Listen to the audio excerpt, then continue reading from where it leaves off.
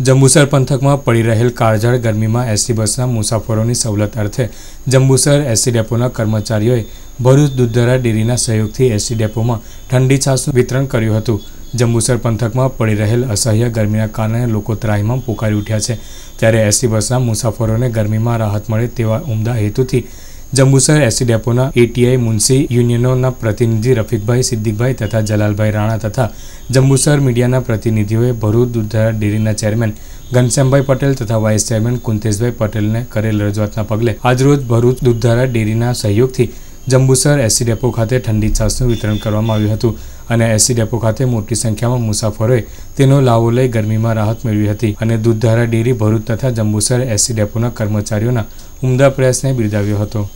24/4/2017 રોજ ભરૂચ દૂધધારા ડેરીના ચેરમેન શ્રી ઘનશ્યામભાઈ પટેલ અને વાઇસ ચેરમેન કુંતેશભાઈ બી પટેલને કરેલ રજૂઆતના આધારે આજ રોજ તેઓના સહયોગથી જંબુસર ડેપો ખાતે મફત છાશ ઠંડી છાશનું વિતરણ કરવામાં આવેલ છે। કેટલા દિવસ ચાલશે? તે 4 દિવસ ચાલશે। સોમ, મંગળ, બુધ અને ગુરુ 4 દિવસ સુધી ચાલુ રહેશે। તે બદલે ખૂબ ખૂબ આભાર માનું છું। કેટલા લીટર છાશ આવી? આજે 100 લીટર છાશ આવી।